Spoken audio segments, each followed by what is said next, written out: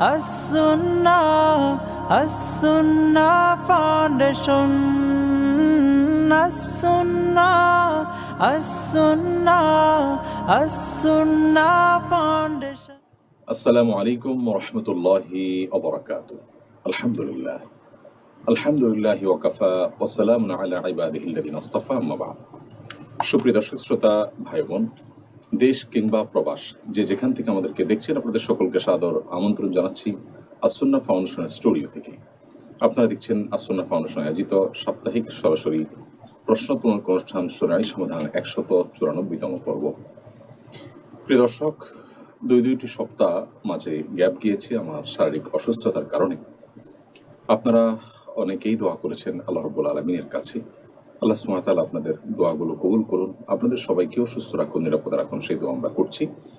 আর সেই সাথে আমার স্বাস্থ্যগত আপডেট জানিয়ে আজকে লাইভ শুরু করতে চাই। আর সেটি হলো যে আমি আলহামদুলিল্লাহ আগের চাইতে বেশ কিছুটা ভালো আল্লাহর ফজলে, এবং চিকিৎসকদের পরামর্শে আমি কাজকাম শুরু করছি, পাশাপাশি ট্রিটমেন্টও চলছে।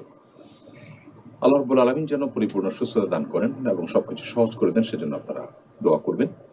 এবং আস-সুন্নাহ ফাউন্ডেশনের সমস্ত কাজগুলো যেন বেগবান থাকে, আমাদের কল্যাণমূলক কাজগুলো যেন আল্লাহ রাব্বুল আলামিন কবুল করেন, সে দোয়া আপনাদের কাছে আমরা সবসময় করি।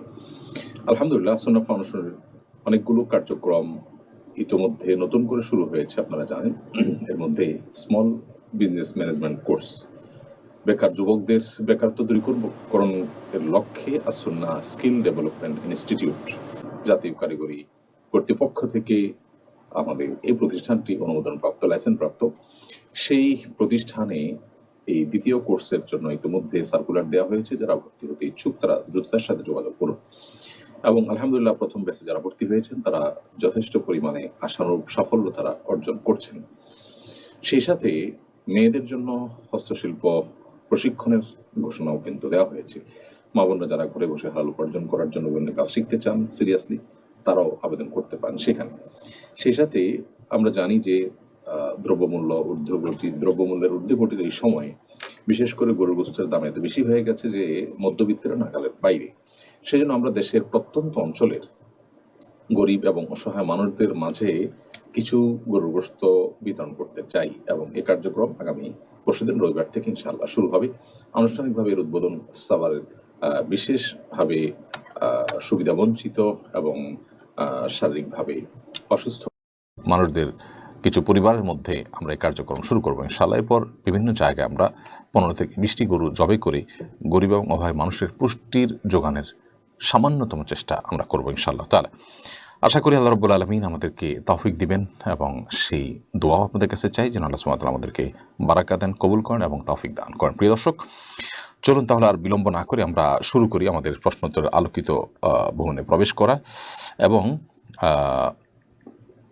আমরা আলহামদুলিল্লাহ ইতিমধ্যে বেশ কিছু প্রশ্ন পেয়েছি। সেই প্রশ্নের আলোকে আমরা ইনশাআল্লাহ বিইذনিল্লাহ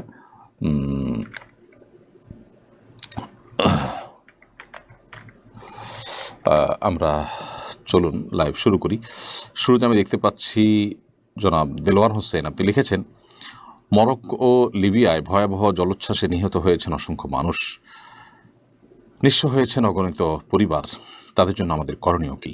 ভাই দেলোয়ার হোসেন, নবী করিম সাল্লাল্লাহু আলাইহি সাল্লাম বলেছেন, মাসালুল মুমিনিনা ফি তাওয়াদ্দিহিম ওয়া তারাহুমিহিম ওয়া তাআতুফিহিম কামিসলিল জাসাদ।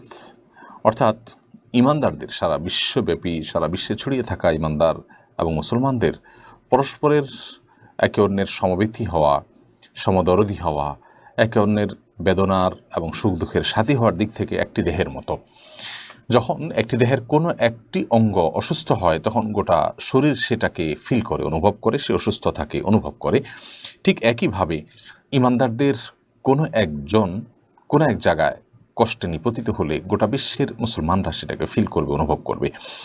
মরক্কো এবং লিবিয়ার বন্যা এবং মরক্কোর ভূমিকম্পে হাজারো মানুষের প্রাণহানি ঘটনা ঘটেছে, আমরা জানি।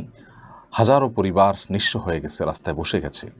এবং আপনারা জানেন, বিশেষ করে মরক্কো গরিব দেশ হওয়ার কারণে হয়তোবা তাদের এত বড় মেসাকারের বিষয়টি আমরা মূলধারার মিডিয়াগুলোতেও খুব ফলাও করে প্রচার হতে দেখিনি, সোশ্যাল মিডিয়াতেও খুব বেশি প্রচার হতে দেখিনি। অথচ এই ধরনের ঘটনা যদি কোনো ধনী দেশে কোনো প্রভাবশালী রাষ্ট্রে হতো, তাহলে সেক্ষেত্রে নিশ্চয়ই এটা নিয়ে অনেক বেশি লেখা জোখা এবং নিউজ কাভারেজ কিন্তু হতো। যাই হোক, তো একজন মুসলমান হিসেবে আমরা তাদের ব্যথায় ব্যথিত হব, তাদের বেদনাহত হব এবং আল্লাহ রাব্বুল আলামিনের কাছে আমরা কায়মনোবাক্যে দোয়া করব আল্লাহ রাব্বুল আলামিন যেন তাদের কষ্ট লাঘব করে দেন, দূর করে দেন। এবং আমরা উদাত্ত আহ্বান জানাতে চাই সারা বিশ্বের সব দেশগুলোকে, বিশেষ করে মুসলিম রাষ্ট্রগুলোকে, তারা যেন এই দুটি দেশের অসহায় মানুষের পাশে দাঁড়ান। একজন নাগরিক হিসাবে দেশের সংখ্যাগরিষ্ঠ মুসলমানদের তরফ থেকে দেশের সরকারের প্রতিও আমাদের আবেদন থাকবে, তারাও যেন তাদের সাধ্য অনুযায়ী আর কিছু না হোক এই মানুষগুলোর জন্য সমবেতী হন এবং সাধ্য অনুযায়ী তাদের পাশে দাঁড়াবার চেষ্টা করেন।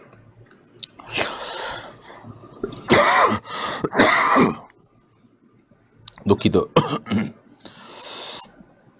এরপর আমি দ্বিতীয় যে প্রশ্নটি দেখতে পাচ্ছি সেটি হলো, এমডি মাসুদ রানা আপনি লিখেছেন, ফরজ গোসলের সময় কানের ভিতর পানি পৌঁছানো কি জরুরি? দেখুন, ফরজ গোসলের সময় কানের যে প্যাচগুলো আছে এগুলোতে আমরা পানি পৌঁছাবো এবং স্বাভাবিকভাবে যতটুকু পানি ঢাললে পৌঁছে ততটুকুই যথেষ্ট।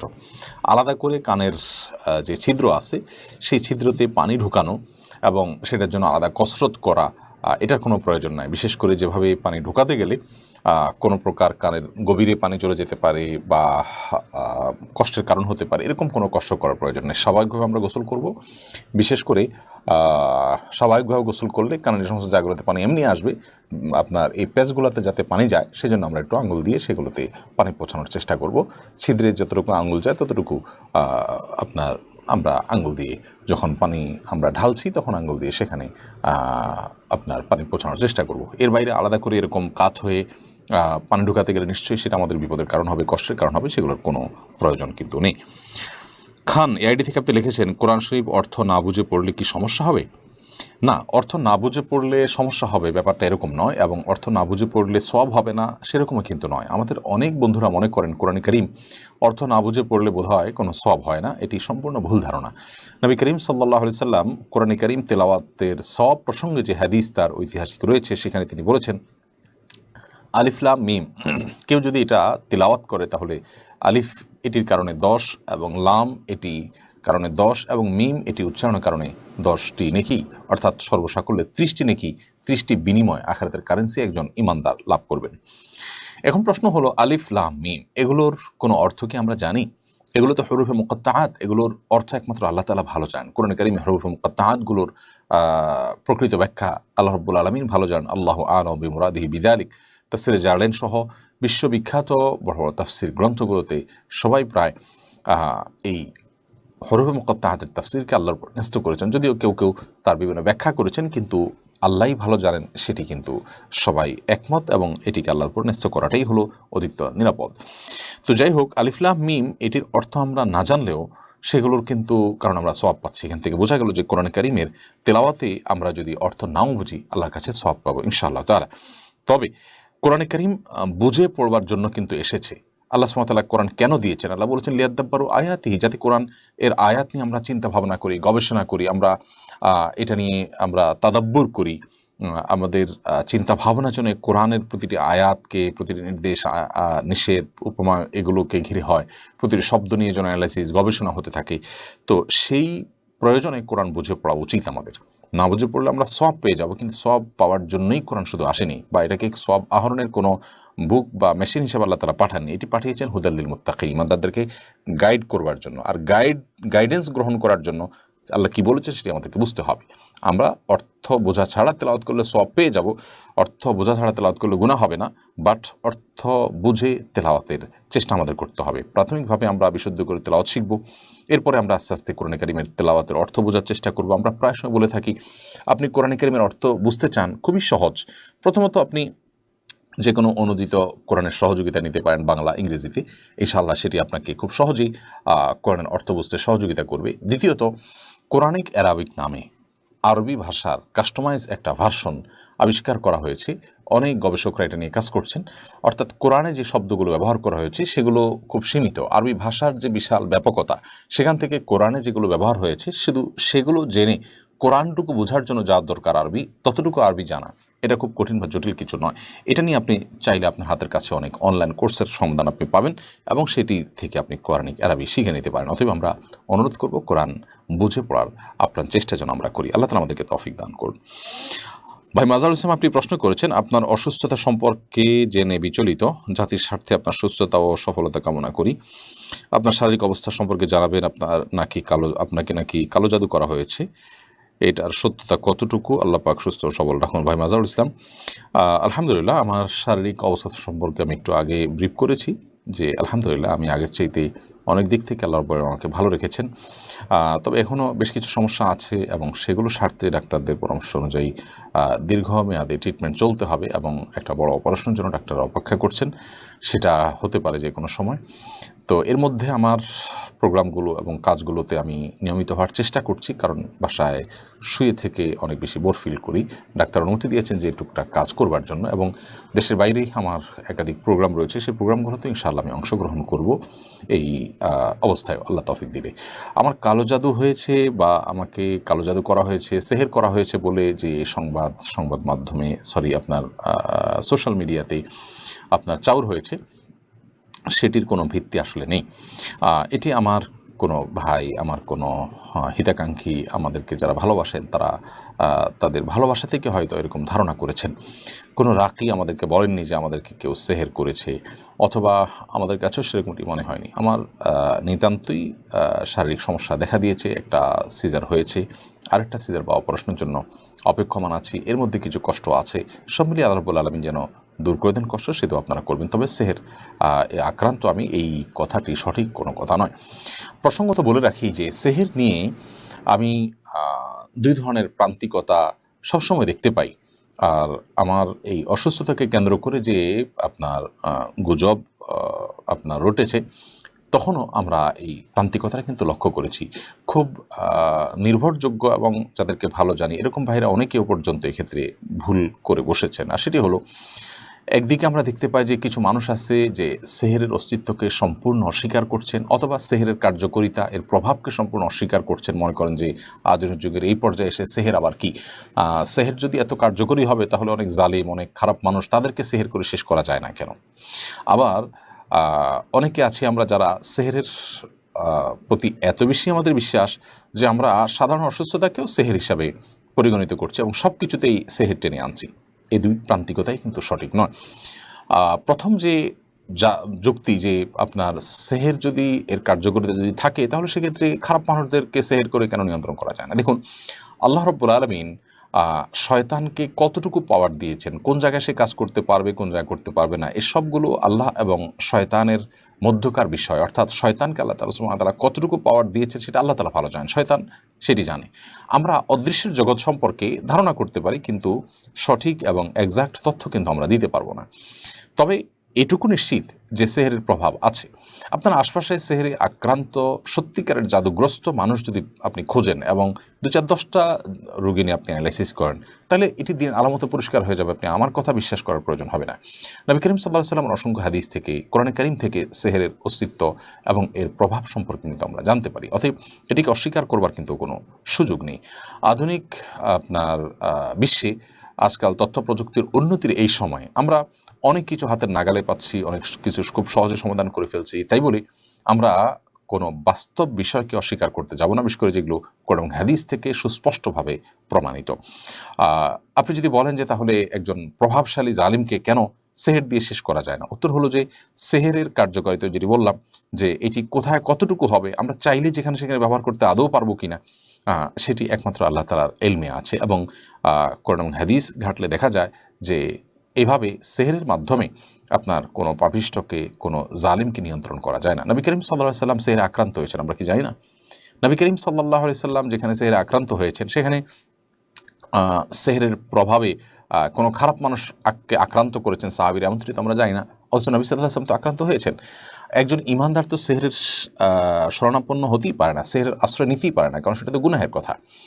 যাই হোক, ব্ল্যাক ম্যাজিক বা সেহের যেটাকে বলা হয়ে থাকে, এটি আজকাল আন্তর্জাতিক ফুটবল ম্যাচে পর্যন্ত বিভিন্ন খেলোয়াড়রা একে অন্যকে বা খেলোয়াড়দের বিপরীত এন্ড থেকে তাদেরকে সেহের করা হয়, ব্ল্যাক ম্যাজিক করা হয়, এই বিষয়গুলো ওপেন সিক্রেট। এখন বিভিন্ন গণমাধ্যমে আমি এই বিষয়ে একাধিকবার নিউজ পড়েছি, আপনারা একটু ঘাটাঘাটি করলে পেয়ে যাবেন। যাই হোক, খোলাসা কথা হলো যে কিছু হলেই সেটাকে সেহের বানিয়ে ফেলা এবং যেটা ডাক্তারদের সাবজেক্ট সেটাকেও সেহের হিসাবে টেনে নেওয়া, এটা যেমন একটা ভুল, ঠিক একইভাবে সেহের কোনো প্রভাবই নেই, কার্যকরিতাই নেই, সেটা কিন্তু আরেকটা ভুল। আল্লাহ তাআলা আমাদেরকে বোঝার তৌফিক দান করুন।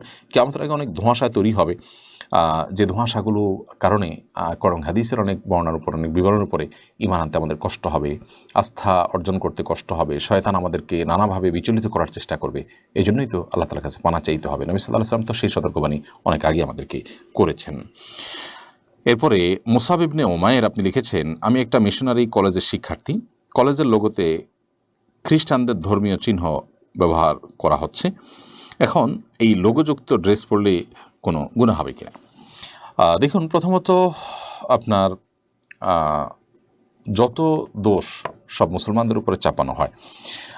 শুধু দাড়ি টুপিটুকু পর্যন্ত যদি শিক্ষা প্রতিষ্ঠানে কোনো শিক্ষার্থী শিক্ষক রাখতে চান, সেখানে পর্যন্ত হিজাব করতে গেলে আমার কোনো বোন, সেখানে পর্যন্ত বলা হয় যে শিক্ষা প্রতিষ্ঠানে ধর্ম কেন টেনে আনছি। অথচ খ্রিস্টান স্কুলগুলোতে, তাদের শিক্ষা প্রতিষ্ঠানগুলোতে তারা তাদের ধর্মীয় চিহ্ন, যেটা তাদের বিশ্বাসকে ধারণ করে, লালন করে, সেই জিনিসটি ইউনিফর্মে যুক্ত করে দিয়েছে। অথচ সেখানে মুসলমান শিক্ষার্থী তো সেটা বিশ্বাস করে না, কিন্তু তাকে পর্যন্ত তথাকথিত ইউনিফর্মের নাম দিয়ে সেটা করতে বাধ্য করা হচ্ছে। আজকে যদি কোনো ইসলামিক ধাঁচের শিক্ষা প্রতিষ্ঠানে অন্য ধর্মাবলম্বী শিক্ষার্থীকে মুসলমানদের কোনো ধর্মবিশ্বাসকে ধারণ করতে বা ধর্মবিশ্বাসের কোনো সিম্বলকে ধারণ করতে বাধ্য করা হয় ইউনিফর্মের নামে, তাহলে সেটাকে কিভাবে দেখবে আমাদের এদেশের মিডিয়াগুলো, এদেশের সুশীল সমাজ এবং এদেশের তথাকথিত আপনার শিক্ষিত মানুষজনরা? নিশ্চয়ই সেটাকে আমরা সমালোচনা করে তুলোধনা করে ছাড়ব। অথচ খ্রিস্টানদের বেলায় বা অন্যদের বেলায় আসলে আমরা কিন্তু একেবারে নীরব হয়ে যাই। আমি মনে করি এটি একেবারেই অনুচিত কাজ, বিশেষ করে অন্য ধর্মাবলম্বীদেরকে তাদের ধর্ম বিশ্বাসের বাইরের কোনো কিছুকে ধারণ করতে বাধ্য করা, এটা অনুচিত এবং অন্যায় কাজ। আমি মনে করি যে এই ধরনের সিম্বল আপনার বহন করা উচিত নয় এবং এটা নিয়ে আপনার কথা বলা উচিত, আপনার প্রতিবাদ এবং প্রতিকারের চেষ্টা আপনার করা উচিত। আর যদি আপনি অনন্যোপায় হয়ে সেটা ভুল বুঝতে পেরে এতদিন আপনি জানতেন না, আপনি এখন ইউজ করছেন এবং বিকল্প দেখছেন, প্রয়োজনে প্রতিষ্ঠান পরিবর্তন করার জন্য আপনি উদ্যোগী হচ্ছেন, তাহলে সেক্ষেত্রে আপনার এই প্রায়শ্চিত্ত করার ফলে এবং বিকল্প খুঁজে দ্রুত বের করার পর্যন্ত আপনি যদি এটার প্রতি বিশ্বাস ধারণ না করেন, খ্রিস্টানরা মনে করে যে ঈসা আলাইহিস সালামকে ক্রুশে চড়িয়ে, শুলে চড়িয়ে তাকে মৃত্যুদণ্ড কার্যকর করা হয়েছে, তাদের সেই বিশ্বাসের জায়গা থেকে তারা এই ক্রুশের চিহ্নটা, যেটাতে শুলে চড়ানো হয়, সেটি তারা ধারণ করে থাকে। আমরা সেটি মনে করি না। কোরআন পরিষ্কারভাবে বলেছে যে ওমা কাতালুহু ওমা সলাবুহু বাল রাফাহুল্লাহ, ঈসা আলাইহিস সালামকে তারা হত্যাও করতে পারেনি, তারা তাকে শুলেও চড়াতে পারেনি, বরং আল্লাহ রাব্বুল আলামিন তাকে তার কাছে তুলে নিয়ে গেছেন। এই বিশ্বাস যেহেতু আমাদের আছে একজন মুসলমান হিসাবে, অতএব সেই জায়গা থেকে আমরা কখনো এটাকে সঠিক মনে করি না। বিধায় এটা যে ভুল, সেই বিশ্বাস আপনার মধ্যে অটুট রেখে আপনি বিকল্প পাওয়ার আগ পর্যন্ত যদি ধারণ করেন এবং আপনার মধ্যে ইস্তেগফার এর মানসিকতা থাকে, আল্লাহর কাছে ক্ষমা প্রার্থনা করেন, তাহলে ইনশাআল্লাহ আশা করা যায় আল্লাহ তাআলা আপনাকে মাফ করবেন। এরপর মাহদি হাসান আপনি লিখেছেন, পাবলিক বিশ্ববিদ্যালয় সহ দেশের বিভিন্ন প্রতিষ্ঠানের শিক্ষকরা মেয়ে শিক্ষার্থীদের পর্দা নিয়ে কটূক্তি করেন। বিভিন্ন পশ্চিমা দেশে এমনটা ঘটতে দেখি। তুরস্কেও একসময় হিজাব নিষিদ্ধ ছিল, বাংলাদেশেও কি সেদিকে যাচ্ছে? মুসলিম দেশের কোনো বৈশিষ্ট্যই কি আর অবশিষ্ট থাকবে না? এসব মোকাবেলা আমাদের করণীয় কি? ভাই মাহদি হাসান, খুবই বেদনার কথা, খুবই দুঃখের কথা, খুবই কষ্টের কথা। আপনি যে প্রশ্ন করেছেন সেটি দেশের লক্ষ লক্ষ মানুষের প্রশ্ন। আমরা সবাই কম বেশি জানি যে আমাদের ঢাকা বিশ্ববিদ্যালয়, আমাদের প্রাণের প্রতিষ্ঠান, এদেশের শিক্ষার্থীদের সবচেয়ে বড় আপনার বিদ্যাপীঠ, শিক্ষার্থীদের জ্ঞান অর্জনের সবচেয়ে বড় আপনার প্রতিষ্ঠান। এই প্রতিষ্ঠানটি কেন গড়ে তোলা হয়েছে এবং কারা এটি গড়ে তুলেছেন আমরা কিন্তু সবাই কম বেশি জানি। আপনি যদি এটা নিয়ে ঘাটাঘাটি করেন, দেখবেন যে সৈয়দ নওয়াব আলী চৌধুরী, তার ছবি আপনি এখনও সোশ্যাল মিডিয়াতে পাবেন, আপনার গুগলে পাবেন। আজকের যে ঢাকা বিশ্ববিদ্যালয়, এই ঢাকা বিশ্ববিদ্যালয়ের স্বপ্নদ্রষ্টা, এর মূল উদ্যোক্তাদের অন্যতম প্রধান এই সৈয়দ নওয়াব আলী চৌধুরী। আপনি তার চেহারাটা দেখেন তো, মানে শ্বশ্রু এবং দাড়ি দ্বারা সুশোভিত টুপি এবং ইসলামিক পোশাকে সুশোভিত একজন ধার্মিক পরিপূর্ণ একজন ধার্মিক মানুষ, শুধু তিনি কেন, আরও যারা নবাব সলিমুল্লাহ সহ আরও যারা ছিলেন এর সাথে জড়িত, তাদের সবাইকে আপনি দেখবেন, শেরেবাংলাকে ফজলুল হককে আপনি দেখবেন যে তারা সবাই কিন্তু ধর্মচর্চা করতেন এবং ধার্মিক মানুষ ছিলেন, এবং মুসলমানদের কল্যাণেই কিন্তু এই বিশ্ববিদ্যালয় করা হয়েছে। এবং এই জন্য কিন্তু তখনকার অনেক অন্য ধর্মের অনুসারীরা, হিন্দু ধর্মাবলম্বীরা, অনেক হিন্দু ধর্মের পণ্ডিত শিক্ষাবিদরা পর্যন্ত বিরোধিতা করেছে, এবং চাষাবাসার সন্তানরা তারা আবার পড়াশোনা করে কি করবে, এরকম একটা বিষয় হিসেবে তারা দেখেছে। যেই প্রতিষ্ঠান মুসলমানদের উন্নতি অগ্রগতির জন্য গড়ে তোলা হয়েছে, এর প্রতিষ্ঠাতারা যারা ধার্মিক ছিলেন, ভালো মুসলমান ছিলেন, তাদের প্রতিষ্ঠানে ধর্মকর্ম পালন করতে কোনো প্রকার বাধা সৃষ্টি করতে পারে সেখানকার কোনো শিক্ষক, সেটা আসলে কল্পনা করতেও কষ্ট হয়। আমার মনে হয় যে এইটি আমাদের জন্য সবচেয়ে লজ্জাজনক অধ্যায়, যে একটা প্রতিষ্ঠান গড়ে তোলা হয়েছে যে লক্ষ্যে, যে উদ্দেশ্যে, সেই লক্ষ্য থেকে সেটিকে বিচ্যুত করা হচ্ছে সামান্য কিছু আপনার ইসলাম বিদ্বেষী নাস্তিকের হাতে, সেটি আজ কুক্ষিগত হয়ে গেছে। আল্লাহ তাআলা আমাদেরকে হেদায়েত দান করুন এবং আমাদেরকে হেফাজত করুন। তুরস্কের যে প্রসঙ্গ আপনি এনেছেন, আমি অবশ্যই বলবো যে কামাল আতাতুর্ক, তার নামে আমাদের দেশে কিন্তু একটা রোড পর্যন্ত আছে। আমরা অনেকে জানি, এবং বেশিরভাগ মানুষই জানার কথা, যে কামাল আতাতুর্ক কী করেছে। কামাল আতাতুর্ক গোটা পৃথিবীতে আপনার তার যে পরিচিতি, সেটা কিসের কারণে, কিসের ভিত্তিতে? তার একমাত্র কাজ ছিল যে সে তথাকথিত আধুনিক তুরস্কের নাকি আপনার জনক। আধুনিক তুরস্কের মানেটা কি? আধুনিক তুরস্ক মানে হলো সে তুরস্কে আজান নিষিদ্ধ করে দিয়েছে, ধর্মীয় শিক্ষা নিষিদ্ধ করে দিয়েছে, কোরআন পর্যন্ত নিষিদ্ধ করে দিয়েছে, মসজিদগুলোকে আস্তাবল বানিয়েছে। আমি নিজে চোখে ইস্তাম্বুলের বিভিন্ন জায়গাতে তার সে সমস্ত অপকর্মের চিহ্ন দেখেছি। মসজিদে আস্তাবল বানিয়ে সেখানে ঘোড়া, গাধা এগুলো বাঁধার বিভিন্ন ইয়াগুলো এখনও কোনো কোনো মসজিদে কিন্তু আছে। এবং সেখানকার প্রবীণ মানুষরা, অনেক আগের আপনার বদিউজ্জামান সাইদ নুসি রহমতুল্লাহ যে রাসেলের নূরের যে মুতারজিম, অনেক সিনিয়র মানুষ, তার সাথে আমাদের সাক্ষাৎ হয়েছে। আরও সিনিয়র মানুষের সাথে সাক্ষাৎ হয়েছে যারা সেই অপসংস্কৃতি এবং সেই যে আগ্রাসন মুসলমানদের বিরুদ্ধে তার কুপ্রভাব যারা প্রত্যক্ষ করেছেন, সে সমস্ত মানুষগুলো জানেন কত বড় একজন কুলাঙ্গার ছিলেন এবং বিশ্বাসঘাতক ছিলেন। একটা দেশ যার ভিত্তি দাঁড়িয়ে আছে ইসলামের উপরে, সে দেশের রন্ধ্র থেকে ইসলামকে ধুয়ে মুছে সাফ করে ফেলার এই কাজটি যে কামাল আতাতুর্ক করেছে, সেই ঘৃণ্য কামাল আতাতুর্ক কিন্তু আমাদের দেশ সহ গোটা পৃথিবীর অনেকের কাছে প্রশংসার পাত্র। তো আমরা আস্তে আস্তে সেদিকে চলে যাচ্ছি কিনা সেটি অনেক বড় প্রশ্ন। আমি আশা করব আল্লাহ রাব্বুল আলামিন আমাদেরকে সেরকম ভয়াবহ পরিস্থিতি থেকে হেফাজতে রাখবেন, এবং এর জন্য আমাদের প্রত্যেককে যার যার জায়গা থেকে প্রতিবাদ করতে হবে। যাদের যতটুকু সুযোগ আছে, শক্তি, ক্ষমতা আছে, তারা সেখান থেকে অবশ্যই এটা নিয়ে আমাদেরকে জোরালোভাবে আওয়াজ তুলতে হবে এবং প্রত্যেককে প্রতিবাদী হতে হবে এবং নিজেদের অধিকার আদায় করতে হবে। সাংবিধানিক অধিকারের লঙ্ঘন এটি সুস্পষ্টভাবে যদি কাউকে তার ধর্মীয় চর্চা করে শিক্ষা প্রতিষ্ঠানে যদি তাকে বাধা দেওয়া হয়। এরপরে নুরুন নবী ইসলাম আপনি লিখেছেন, কোরআন খোলার আগে কি কি দোয়া পড়া লাগে? ভাই নুরুন নবী, কোরআন খোলার আগে বিশেষ এবং সুনির্দিষ্ট কোনো দোয়া নেই যে এই দোয়া পড়ে আপনাকে কোরআন খুলতে হবে। বরং আপনি যখন কোরআন পড়বেন, তখন কোরআন পড়ার সময় আপনি বিসমিল্লাহ বলে, আউযুবিল্লাহ এবং বিসমিল্লাহ বলে আপনি কোরআন পড়া শুরু করবেন। আল্লাহ সুবহানাহু ওয়া তাআলা বলেছেন যে তোমরা যখন কোরআন তেলাওয়াত করবে, ফাস্তাইযু বিল্লাহি মিনাশ শাইতানির রাজিম, তখন বিতাড়িত শয়তান থেকে আল্লাহর কাছে তোমরা পানা চাইবে। অতএব কোরআন তেলাওয়াতের শুরুতে আমরা আউযুবিল্লাহি মিনাশ শাইতানির রাজিম পড়ে বিসমিল্লাহির রহমানির রহিম পড়ে আমরা শুরু করব। খোলার শুরুতে আপনি যে কোনো ভালো কাজের শুরুতে আল্লাহর নাম নিয়ে সেটি করতে হয়, সেই জায়গা থেকে আপনি বিসমিল্লাহ বলে খুললেন, এটুকুই যথেষ্ট। আলাদা করে কোরআন খোলার জন্য কোনো দোয়া কোরআন কিংবা হাদিস আমাদেরকে শেখানো হয়নি। আয়েশা সিদ্দিকা বোন আপনি লিখেছেন, আপনাকে লাইভে দেখে অনেক ভালো লাগছে, আলহামদুলিল্লাহ। আল্লাহ তাআলা আপনাদের নেক দোয়াগুলো কবুল করুন। আমি দোয়া চাই এখনও, আল্লাহ যেন আমাকে পরিপূর্ণ শেফা দান করেন। এখনও বেশ কিছু কষ্ট আছে আমার, এর মধ্যেও আলহামদুলিল্লাহ লাইভে আসতে পেরেছি, সেজন্য আল্লাহর কাছে আমিও শুকরিয়া আদায় করছি। আমার কাছেও সত্যি ভালো লাগছে, এবং আমি যেন পরিপূর্ণরূপে সুস্থ হয়ে পূর্ণদমে কাজে আবারও নামতে পারি। আল্লাহ রাব্বুল আলামিন যেন আমার গুনাহ খাতা মাফ করে দেন। আপনাদের সবাইকে যেন সুস্থ করেন। সারা দেশে হাজারো মানুষ ডেঙ্গুতে আক্রান্ত, নানা রোগে আক্রান্ত। এই কদিন হসপিটালে আমি যখন ছিলাম, গত রাতেও আমি হসপিটাল থেকে এসেছি রাত প্রায় 12টার দিকে বাসায় এসে পৌঁছেছি। তো সেখানে মানুষের কষ্ট দেখতে পেয়েছি যে কী পরিমাণ ডেঙ্গু নিয়ে বিভিন্ন রোগ নিয়ে মানুষ সাফার করছে। আল্লাহ রাব্বুল আলামিন সবার প্রতি রহম করুন এবং সবাইকে আল্লাহ তাআলা হেফাজত রাখুন। আমরা সবাই যথাসম্ভব সচেতন থাকার চেষ্টা করব। আর ধন্যবাদ আপনাকে বোন, আপনার এই ভালো লাগা প্রকাশ করবার জন্য। এরপরে প্রশ্ন করেছেন সুমাইয়া সাদ্দাম।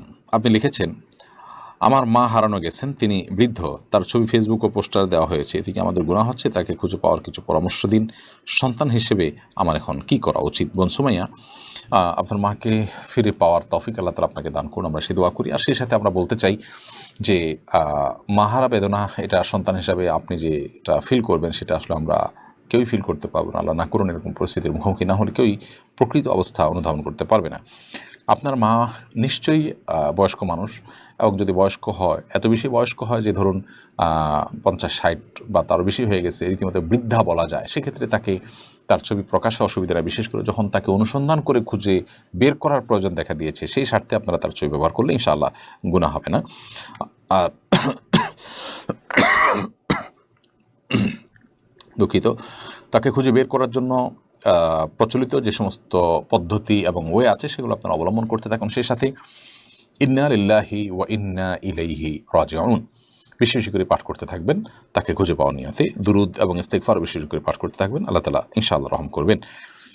এরপরে তাইসির মাহমুদ হামিম আপনি লিখেছেন, আন্তর্জাতিক কেরাত সম্মেলন করা কি জায়েজ আছে?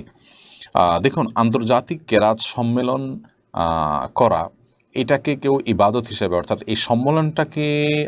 এই সম্মেলনটাই ইবাদত বা এটাই কোরআন হাদিসের নির্দেশ বা এটাই সুন্নাত মুস্তাহাব এরকম কিছু মনে করে কেউ করে না। যদি কেউ এরকম কিছু মনে করে তাহলে সেক্ষেত্রে সেটি বিদআতে পর্যবেসিত হবে। আর তা না হলে শরিয়ার অন্যান্য সীমানা যেগুলো আছে সেগুলো লক্ষ্য রেখে যদি করা হয়, লঙ্ঘন না করে যদি করা হয়, তাহলে সেক্ষেত্রে এগুলো জায়েজ। জয়নুল আবেদিন আপনি লিখেছেন, ইদানিং অনেকে অনলাইনে ঘোড়ার মাংস বিক্রি করছে, ক্রেতা বিক্রেতাদের মধ্যে অনেক আলেমও আছেন। জানতে চাচ্ছি ঘোড়ার মাংস খাওয়ার বিধান কি, এটা কি শরিয়া অনুমোদিত?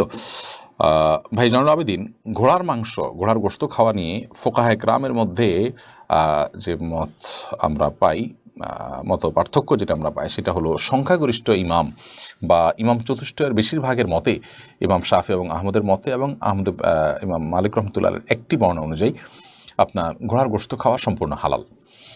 আর ইমাম আবু হানিফা রহিমাহুল্লাহর মত অনুযায়ী ঘোড়ার গোশত খাওয়া মাকরুহ, বিশেষ করে যখন ঘোড়ার গোশত খাওয়ার ফলে আপনার যুদ্ধ বিগ্রহের জন্য ঘোড়া ব্যবহার হয় এবং ঘোড়ার যে মূল উদ্দেশ্য বাহন হিসাবে তাকে আল্লাহ রাব্বুল আলামিন তৈরি করেছেন। তো কোরআনে কারীম আল্লাহ তাআলা তার বিবরণ দিতে গিয়ে বলেছেন লিতারকাবুহা ওয়াজিনা, যে এটা তোমরা যাতে এটাতে বহন করো বা এটাকে বাহন হিসাবে তোমরা গ্রহণ করতে পারো। আল্লাহ রাব্বুল আলামিন এর আয়াত থেকে বোঝা যায় এটা মূলত বাহন, অতএব সেখানে সংকট তৈরি হতে পারে, সেই জায়গা থেকে এটাকে মাকরুহ বলেছেন তারা। তাও মাকরুহটা আবার মাকরুহে তানজিহি, অর্থাৎ জাস্ট না খাওয়া ভালো এতটুকু, মানে খেলে হারাম হবে এটি কারোর মতেই কিন্তু নয়। আর যদিও অনেক উলামায়ে কেরামের মতেই, যেমনটা বললাম যে সংখ্যাগরিষ্ঠ আলেমদের মতে জায়েজ এবং হানাফি মাযহাবের অনেক ইমামদের মতে এটি জায়েজ। যেই হাদিসের ভিত্তিতে হানাফি মাযহাব এটিকে মাকরুহ বলা হয়েছে সেটি আবু দাউদ এবং হাদিসে বর্ণিত হয়েছে, খালিদ বিন ওয়ালিদ রাদিয়াল্লাহু তাআলা থেকে বর্ণিত হাদিসটি। সেই হাদিসের সনদ সম্পর্কে অবশ্য অনেক উলামায়ে কেরাম আপত্তি তুলেছেন যে সেটি বিশুদ্ধতার মানদণ্ডে উত্তীর্ণ বা সেটার দাঈফ হওয়া নিয়ে আপনার অনেক উলামায়ে কেরাম কিন্তু কথা তুলেছেন। তো পুরো বক্তব্যগুলোকে সামনে রেখে আমরা খোলাসা বা সারাংশে যদি আসতে চাই তাহলে বলতে পারি ঘোড়ার গোশত খাওয়া হারাম নয়, এবং সেই কারণে ঘোড়ার গোশত কেনা বেচা করাটাও হারাম নয়। এটাকে যদি আপনার কেউ খান এবং এটাকে বাণিজ্যিকভাবে যদি কেউ আপনার বিপণন করেন তাহলে সেটি হারাম হবে না। তবে হানাফি মাযহাব যে সেটি মাকরুহ জাস্ট এইটুকু, এবং সেই মাকরুহটাও মাকরুহ তাহরিমি নয়, মাকরুহ তানজিহি। যদি মাকরুহ তাহরিমি তানজিহি আলোচনা আছে, মত পার্থক্য আছে, কিন্তু মাকরুহ তানজিহি হওয়ার ফতোয়াই মুফতি সাহেবগণ এবং ফতোয়ার সংকলকগণ দিয়েছেন, যার কারণে আমরা বলতে পারি যে এটির কেনাবেচা করা যেতে পারে, তবে হানাফি অনুযায়ী না করা উত্তম, জাস্ট এইটুকু।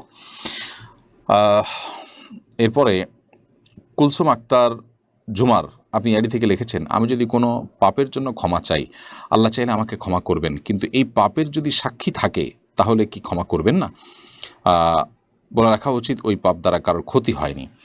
দেখুন, সাক্ষী থাকলে আল্লাহ ক্ষমা করবেন না এমন কোনো কথা নেই, তবে কোনো গুনাহ করার পর সেটিকে প্রকাশ করে বেড়ানো বা কোনো গুনাহের সাক্ষী রেখে দেওয়া, এটা কোনো ভালো জিনিস না। ইসলাম সেটাকে ভালোভাবে দেখে না। নবী সাল্লাল্লাহু আলাইহি ওয়াসাল্লাম বলেছেন, কুল্লু উম্মতি মুআফুন ইল্লাল মুজাহিরুন, আমার উম্মতের সবাইকে মাফ করে দেওয়া হবে, কিন্তু যারা গুনাহ করে সেটাকে বলে বেড়ায়, সেটা সাক্ষী বানিয়ে বেড়ায়, এটা এক ধরনের বেপরোয়া ভাবের কারণে হয়ে থাকে, তার মধ্যে অপরাধবোধ না থাকার কারণে এটি হয়ে থাকে। অপরাধবোধ থাকলে সেটি করতো না।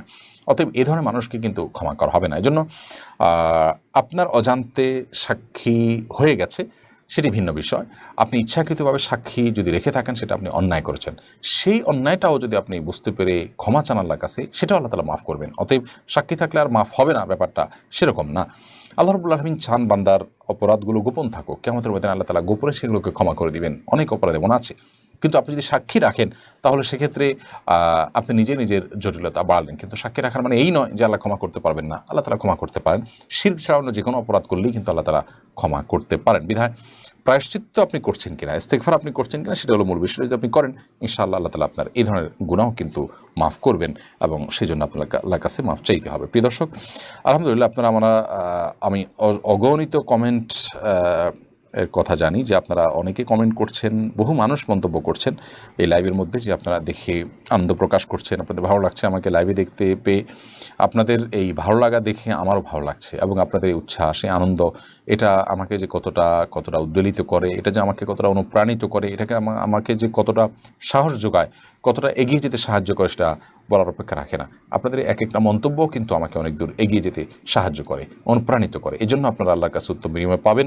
এবং আসুন্নাহ ফাউন্ডেশনের যত অর্জন আছে, আল্লাহ সুবহানাহু ওয়া তাআলা আমাকে যতটুকু টুটাফাটা কাজের তৌফিক দিয়েছেন, এর অবশ্যই একটা অংশ এর সওয়াবের ভাগিদার আপনারাও হবেন, কারণ আপনাদের প্রত্যেকেরই কিন্তু অংশগ্রহণ আছে আমাদের প্রতিটি অর্জনের পেছনে।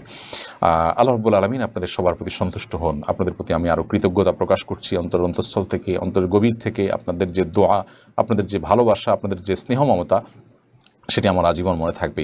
প্রসঙ্গত বলে রাখি, আমি হজে, ওমরাতে দোয়া করি, বিভিন্ন জায়গায় আল্লাহ রাব্বুল আলামিনের কাছে আলাদা করে বলি, আল্লাহ আমাদের ফাউন্ডেশনের যারা ডোনার আছেন, যারা ডোনার মেম্বার আছেন, যারা আমাদের হিতাকাঙ্ক্ষী আছেন, যারা আমাদের বিভিন্নভাবে স্বেচ্ছাসেবা দিয়ে থাকেন, অথবা যারা আমাদেরকে ভালোবাসেন, পছন্দ করেন, আমাদের ফলোয়ার আছেন, আমাদের পেজে যারা অ্যাক্টিভ আছেন, কমেন্ট করেন, আমাদেরকে শুনেন, আল্লাহ আপনি সেই ভাইদেরকে মাফ করে দিন, সেই বোনদেরকে মাফ করে দিন। আমরা কিন্তু আপনাদের জন্য সবসময় দোয়া করি, আপনারা আমাদের জন্য দোয়া করবেন, এবং পরস্পরের জন্য এই ভালোবাসা আল্লাহর খাতিরই হয়, এবং সেটা যেন আমরা ধরে রাখতে পারি। আল্লাহ আমাদেরকে তৌফিক দান করুন। প্রিয় দর্শক, লাইব্রেরি পর্যায়ে সময় হয়েছে ছোট্ট একটি বিরতিতে যাওয়ার, এবং বিরতির পর আমরা আবারও ফিরছি। আশা করি আমাদের সঙ্গেই থাকবেন ইনশাআল্লাহ তাআলা। সুন্নাহ ফাউন্ডেশন মসজিদ কমপ্লেক্স ও ইসলামিক সেন্টার একটি লালিত স্বপ্ন। ইনশাআল্লাহ শিক্ষা, সেবা ও দাওয়া সহ ফাউন্ডেশনের বহুবিধ কার্যক্রমের কেন্দ্র হবে এই কমপ্লেক্স। ঢাকার নতুন বাজারের অদূরে কেনা জমিতে শীঘ্রই নির্মাণ কাজ শুরু হবে ইনশাআল্লাহ। সাদাকায়ে জারিয়ামূলক এই প্রকল্পে শরিক হতে পারেন আপনিও। অসহায় দরিদ্রদের দারিদ্র্য দূরীকরণ ও স্বাবলম্বীকরণের লক্ষ্যে আসুন্নাহ ফাউন্ডেশন পরিচালনা করছে স্বাবলম্বীকরণ প্রকল্প। স্বাবলম্বীকরণ প্রকল্পের আওতায় এ যাবৎ প্রায় ৩,০০০ মানুষকে প্রশিক্ষণ ও স্বাবলম্বীকরণ উপকরণ প্রদান করা হয়েছে। আপনার জাকাতের অর্থে স্বাবলম্বী হতে পারে অসহায় দরিদ্র মানুষ। আসুন্নাহ ফাউন্ডেশনের জাকাত তহবিলে জাকাত পাঠাতে ভিজিট করুন www.asunnahfoundation.org/donate/zakat। প্রিয় দর্শক, বিরতির পর আবারও আপনাদেরকে স্বাগতম জানাচ্ছি। আমরা বিরতির আগে বলছিলাম যে আলহামদুলিল্লাহ আল্লাহ তাআলা আবারও আপনাদের সামনে লাইভে আসার তৌফিক দিয়েছেন, সেজন্য আল্লাহ তাআলার কাছে আমরা শুকরিয়া আদায় করছি। সেই সাথে চলে যাচ্ছি আমরা আবারও প্রশ্নোত্তরের পালায়। মোহাম্মদ মারুফ বিল্লাহ, আপনি লিখেছেন, নামাজ চলাকালীন মোবাইলে কেউ ফোন দিলে ওই কল কেটে দেওয়া যাবে কিনা? খুবই গুরুত্বপূর্ণ এবং জীবন ঘনিষ্ঠ একটি জিজ্ঞাসা। মোবাইলে প্রথমত আমরা যখন সালাত আদায় করব, মোবাইলে কল আসতে পারে এবং কল বেজে উঠে অন্যদের ডিস্টার্ব হতে পারে। সেই জায়গা থেকে মোবাইল সুইচ বন্ধ করে অথবা সাইলেন্ট করে তারপর নামাজে আমাদের প্রবেশ করা উচিত। এটি আমাদের প্রথম কর্তব্য। তারপর যদি আমরা কখনো ভুলে যাই আর কল বেজে উঠে এবং ইতোমধ্যে অনেকের ডিস্টার্ব হয়, তাহলে সেক্ষেত্রে আমরা অবশ্যই মোবাইল এর আপনার রিংটোনটাকে আমরা, মোবাইলের কলটাকে আমরা কেটে দিতে পারবো, যদি সেটা আমল কাসিরের পর্যায়ে না যায়। আমল কাসিরের পর্যায়ে বলতে কেউ আছেন যে মোবাইল পকেট থেকে বের করে দেখে কে কল করেছেন, কোন নম্বর থেকে কল করেছেন, সেটাকে এমনভাবে কাটেন যে তিনি যে নামাজে আছেন এটা বোঝার কোনো উপায় থাকে না, মনে হচ্ছে তিনি মোবাইল টিপাটিপি নিয়ে ব্যস্ত আছেন, তিনি নামাজে নাই আদৌ। এরকম পর্যায়ে যদি চলে যায় তাহলে নামাজ ভঙ্গ হয়ে যাবে। আর যদি ধরা যাক পকেটে আছে, আপনি পকেটে আলতো করে হাত দিয়ে, এক হাত আপনার বাঁধা আছে, অন্য হাত দিয়ে আপনি কোন বাটনটা টিপলে এটা সাইলেন্ট হয়ে যাবে বা কাটা যাবে আপনি আন্দাজ করে সেটা টিপে দিলেন এবং কেটে গেল। এতটুকু করলে কোনো অসুবিধা নেই, বরং এতটুকু করা উচিত যাতে করে অন্যদের ডিস্টার্ব না হয়। এর কারণে আমলে কাসির হবে না। ব্যাপারটা অনেকটা চুলকানির মতো। আপনার শরীর খুব চুলকাচ্ছে অথবা মশা কামড়াচ্ছে, আপনি যদি আলতো করে তাড়িয়ে দেন এবং নামাজের যে আপনার অবস্থা আছে সেখান থেকে আপনি সরে না যান, অর্থাৎ আপনি নামাজে আছেন এটা দেখে বোঝা যাচ্ছে দৃশ্যত এতটুকু আছে, তাহলে সেক্ষেত্রে ইনশাআল্লাহ বিদিনিল্লাহ আপনার নামাজ নষ্ট হবে না। এরপরে ইয়ামিন হাসান মানার আপনি লিখেছেন, নামাজের একামত ঠিক না হলে নামাজে কিছু হবে কি না? নামাজের যদি একামতে ভুল হয় তাহলে নামাজের কোনো অসুবিধা হবে না, অর্থাৎ একামত একটা বাক্য ছুটে গেল কিংবা অশুদ্ধ হলো এর কারণে যে নামাজ হবে না, ব্যাপারটা সেরকম না। কারণ একামত এটা জামাতের জন্য সুন্নাহ, যদি কোনো কারণে সেটি ছুটেও যায়, আপনি একামত নাও দেন তারপরে তো আপনার নামাজ হয়ে যাবে। অতএব সেখানে যদি ভুল হয় তার কারণে আপনার নামাজে কোনো ক্ষতি হবে না। তারপরেও কোনো মসজিদে যখন মুয়াজ্জিন নিয়োগ করা হয় তখন তিনি যেন শুদ্ধভাবে আজান একামত দিতে পারেন সেদিকটা লক্ষ্য রাখা মসজিদ কর্তৃপক্ষের কর্তব্যের মধ্যে পড়ে। হাসিনা জামান এআইডি থেকে আপনি লিখেছেন, নারীদের আল্লাহ ঘরে থাকতে বলেছেন, সংসার খরচ নির্বাহ করার দায়িত্ব পুরুষদের, নারীদের নয়। ইসলাম প্রচারক হিসাবে আপনাদের উচিত নারীদের ঘরে থাকার নসিহত করা। আপনার পেজের সাম্প্রতিক এক পোস্টের মাধ্যমে জানতে পারলাম আপনারা নারীদের কর্মমুখী শিক্ষা দিচ্ছেন। দুটো বিষয় কি পরস্পর বিরোধী নয়? বোন হাসিনা জামান, আপনার মন্তব্যের জন্য আপনাকে প্রথমে ধন্যবাদ জানাই। এরপরে আমরা জানিয়ে রাখতে চাই যে আমরা অবশ্যই আল্লাহ রাব্বুল আলামিনের সেই আয়াতের প্রতি পরিপূর্ণ বিশ্বাস রাখি যে আল্লাহ রাব্বুল আলামিন নারীদেরকে বলেছেন তারা যেন বাসা বাড়িতে অবস্থান করেন, এবং আল্লাহ সুবহানাহু ওয়া তাআলা নারীদেরকে যে সৃষ্টি করেছেন তাদের শারীরিক অবকাঠামো, তাদের শরীরের মধ্যে আল্লাহ রাব্বুল আলামিন সন্তানের দুগ্ধদানের ব্যবস্থাপনা রেখেছেন, সন্তান জন্ম দেওয়ার, গর্ভধারণ করার অ্যারেঞ্জমেন্ট আল্লাহ তাআলা তাদের মধ্যে রেখেছেন। এরকম আরও অনেকগুলো বিষয় আমরা তাকালেই বুঝতে পারি যে আল্লাহ রাব্বুল আলামিন নারীদেরকে, মায়েদেরকে সংসার সামলাবার, ঘরের ভেতরে থাকার জন্য আল্লাহ তাআলা নির্দেশ করেছেন এবং কোরআন পরিষ্কারভাবে আল্লাহ সে নির্দেশ করেছেনও। আর পুরুষদের দায়িত্ব হলো বাইরের দিকটা সামাল দেওয়া, এতে কোনো সন্দেহ নেই, এই কথা ঠিক আছে। কিন্তু কোনো নারী যদি তার ঘরোয়া পরিবেশের মধ্যে থেকেও তিনি ভালো কিছু করতে চান তাহলে সেটা ইসলামে কিন্তু নিষিদ্ধ নয়। সাহাবীদের মধ্যে কিন্তু এরকম বহু নজির আছে, তারা তো আয়াত জানতেন। তাহলে বোঝা গেল একজন নারী, মুসলিম নারী তার পর্দাশীলতার কোনো ক্ষতি না করে যদি তিনি কোনো উপার্জন করেন সেটি কিন্তু ইসলামে নিষিদ্ধ নয়। আমরা যে প্রশিক্ষণ দিচ্ছি সেই প্রশিক্ষণগুলো এরকম যে বাসায় বসে তিনি কাজ করতে পারবেন। এখন প্রশ্ন হলো, কেউ কি বাসার বাইরে কাজ করতে পারবেন না? বাসার বাইরে যদি তিনি এমন কোনো কর্মস্থলে কাজ করেন যেখানে নারীদেরই সেবা দেওয়া দরকার, ধরা যাক গাইনি ডাক্তার, এটা যদি নারীরা কাজ না করেন তাহলে সেক্ষেত্রে পুরুষদের কাছে মেয়েদের যেতে হবে, চিকিৎসা নিতে হবে। আরও এরকম অনেক ডাক্তার আছেন যারা আপনার নারীদের সেবা দেওয়ার জন্য নারীরা পড়াশোনা করে ডাক্তার হচ্ছেন। তো এরকম অনেক সার্ভিস আছে যেগুলো মেয়েদের জন্য সার্ভিস দিতে হয় এবং তার কর্মস্থলে ওখানে পর্দাহীনতার কোনো ব্যাপার থাকে না। এরকম যদি হয় সেটাও কিন্তু ইসলামে জায়েজ আছে। যাই হোক, সেটা ভিন্ন বিষয়। আমরা মেয়েদেরকে যে প্রশিক্ষণ দিচ্ছি আসন্না ফাউন্ডেশন থেকে, আসন্না স্কিল ডেভেলপমেন্ট ইনস্টিটিউট থেকে, সেটি কিন্তু মেয়েদেরকে ঘর থেকে বের করবার জন্য না, বরং সেটি হলো মেয়েরা যারা ঘরের মধ্যে থেকে উপার্জন করতে চান তাদের একটা উপায় বের করে দেওয়ার জন্য। বিশেষ করে যে সমস্ত নারীরা ডিভোর্সি হয়ে গেছেন, যাদের স্বামী মারা গেছেন, অথবা যারা উপার্জন না থাকার কারণে যারা কষ্টে নিবেদিত আছেন, তারা যেন বেপরদিগির মধ্যে গিয়ে উপার্জন করতে না হয়, তাদের জন্য মূলত একটা পথ খুলে দেওয়া হলো মূল উদ্দেশ্য। অতএব দুইটার মধ্যে কিন্তু পার্থক্য আছে এবং ব্যবধান আছে। আল্লাহ রাব্বুল আলামিন আমাদেরকে আমাদের নিয়ত অনুযায়ী আজর এবং সওয়াব দান করুন এবং আমাদেরকে আল্লাহ রাব্বুল আলামিন বোঝার তৌফিক দান করুন। এরপরে প্রশ্ন করেছেন এমডি আব্দুল আলিম, আপনি লিখেছেন, লোকেরা পানের সঙ্গে সুপারি খেয়ে থাকে। জানার বিষয় হলো সুপারির চারা ক্রয় বিক্রয় করা জায়েজ আছে কিনা। দেখুন, সুপারি নিয়ে অনেকগুলো আপনার লেখা, অনেকগুলো আর্টিকেল, প্রতিবেদন আমার পড়ার সুযোগ হয়েছে। আপনারা অনেকেই জানেন যে সুপারি আপনার এটিকে বলা হয়েছে যে এটা মানে অনেকটা বিষের মতো, এবং সুপারি খাওয়ার ফলে মানুষ আস্তে আস্তে আস্তে আস্তে দুরারোগ্য ব্যাধির দিকে বা মৃত্যুর দিকে চলে যায়। এটাকে অনেকটা বলা হয়েছে যে স্লো পয়জনের মতো। কয়েকটা জাতীয় দৈনিক এটার উপরে অনেক একাধিক রিপোর্ট আমি পড়েছি। তো যেটা নিশ্চিতভাবে ক্ষতিকর মানুষের জন্য সেটা আসলে খাওয়া, সেটা বিক্রি বিপণন করা থেকে আমাদের বিরত থাকতে হবে। আমরা যদি জানি যে এটা ক্ষতি বহন করে, তাহলে সেক্ষেত্রে এটি আমাদের না করা উচিত। এখানে লাভের কোনো দিক উল্লেখযোগ্য নেই, কিন্তু ক্ষতির বহু উল্লেখযোগ্য দিক কিন্তু আছে। বিধায় এটার ক্রয় বিক্রয় বা এটার বিপণন থেকে আমাদের সরে আসতে হবে। রাষ্ট্রীয়ভাবে বিশেষ করে আমাদের দেশে ক্যান্সারের হার বাড়ছে, এবং সেটি ধূমপান থেকে যেরকম হয়ে থাকে, জর্দা সাদা থেকে হয়ে থাকে, সুপারি থেকে অনেক দুরারোগ্য ব্যাধি হয়ে থাকে। অতএব সেগুলোর নিয়ন্ত্রণ হওয়া উচিত, এবং সেগুলোর একটা সেগুলোর পথ বন্ধ করা উচিত, যাতে করে মানুষ অসুস্থ না হয় এবং মানুষের জন্য ক্ষতিকর কোনো কিছু না হয়। আমাদের দেশে অনেক দেশে এখনও সাদা চাষ হয়, তামাক চাষ হয়, এগুলো মানুষের জন্য ক্ষতিকর জেনেও চাষ হচ্ছে, এটি কোনোভাবে গ্রহণযোগ্য নয় বা কাম্য নয়। নাসির উদ্দিন আপনি লিখেছেন, মাগরিবের সাথে মিলিয়ে এশার সালাত আদায় করা যাবে কিনা? আপনি মাগরিবের সাথে মিলিয়ে এশার সালাত কেন আদায় করবেন? আল্লাহ রাব্বুল আলামিন বলেছেন, ইন্নাস সালাতা কানাত আলাল মুমিনিনা কিতাবাম মাওকুতা। নিশ্চয়ই সালাত ইমানদারদের জন্য নির্দিষ্ট সময়ে পড়াটাকে অপরিহার্য করা হয়েছে, ফরজ করা হয়েছে। অতএব নির্দিষ্ট সময়ে আমাদেরকে সালাত আদায় করতে হবে।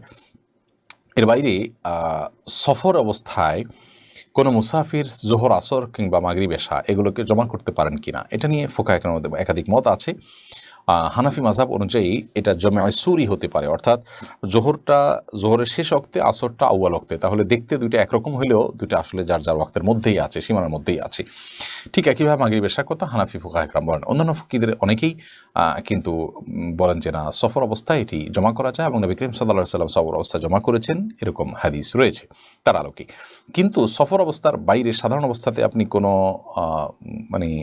আপনার ঠুনকো অজুহাতের ভিত্তিতে আপনি কাজে ব্যস্ত আছেন, এইসব ভিত্তিতে আপনি নামাজ দুই ওয়াক্তকে একত্রে পড়লে অবশ্যই গুনাহ হবে। তবে না পড়ার চাইতে সেটা বেটার হলেও কিন্তু আপনি এর কারণে কবিরা গুনাহে লিপ্ত হলেন এবং নামাজকে ওয়াক্ত মতো আদায় করলেন না। নামাজের ফরজগুলোর ভিতরে একটা হলো ওয়াক্ত মতো বা সময় মতো আদায় নামাজ পড়া, অতএব সেই ফরজটা কিন্তু আদায় হলো না। আনোয়ার ভূঁইয়া আপনি লিখেছেন, এক ইমাম বলেছেন, যাকে যেখানকার মাটি দিয়ে তৈরি করা হয়েছে তার কবর সেখানেই হবে। কথাটি কতটুকু সঠিক? এরকম কোনো কথা কোরআন বা বিশুদ্ধ হাদিস দ্বারা বর্ণিত বলতে আমি জানি না, কিন্তু এরকম কথা লোকমুখে প্রচলিত আছে। আমিও জানি যে যেখানকার মাটি দিয়ে তৈরি আছে ওখান থেকেই তাকে দাফন করা হবে, এমন কথা কোরআন বা হাদিস দ্বারা প্রমাণিত নয়। অতএব এটিকে আমরা বলবো এটি সঠিক কোনো কথা নয়। আল্লাহ রাব্বুল আলামিন প্রত্যেকটা মানুষকে আলাদা আলাদা করে মাটি থেকে তৈরি করেছেন তা তো নয়। আল্লাহ রাব্বুল আলামিন আদম আলাইহিস সালামকে মাটি থেকে তৈরি করেছেন, তার থেকে হাওয়া আলাইহিস সালামকে সৃষ্টি করেছেন, এবং তাদের দুইজন থেকে অগণিত মানুষকে সৃষ্টি করেছেন। ওখান থেকেই সবার সৃষ্টি, আমাদের মূল মাটি। কিন্তু প্রত্যেকটা মানুষকে আলাদা আলাদা মাটির দলা দিয়ে দিয়ে আলাদা আলাদা করে আল্লাহ তৈরি করেছেন, ব্যাপারটা কিন্তু সেরকম নয়। এমডি আব্দুল আলিম, আপনার প্রশ্ন উত্তর আমরা দিয়েছি। ফাতিমা জান্নাত জোয়েনা এআইডি থেকে আপনি লিখেছেন, আমি রাতে একা ঘুমাতে পারি না। আগে মৃত্যু ভয় কাজ করতো সব সময়, কিন্তু এখন ঘুমালে মনে হয় আমার আশপাশে কেউ আছে, আমার দিকে তাকিয়ে আছে। কেউ কাছে কেউ না থাকলে ঘুমাতে পারি না। এমন পরিস্থিতিতে আমার করণীয় কী? বোন ফাতিমা, এ ধরনের পরিস্থিতির জন্য আপনি কোনো সাইকিয়াট্রিস্টের শরণাপন্ন হতে পারেন। কোনো সাইকিয়াট্রিস্টের মাধ্যমে আপনি ট্রিটমেন্ট করতে পারেন, যে আপনার কোনো সমস্যা তারা ধরতে পারেন কিনা, সহায়তা করতে পারেন কিনা।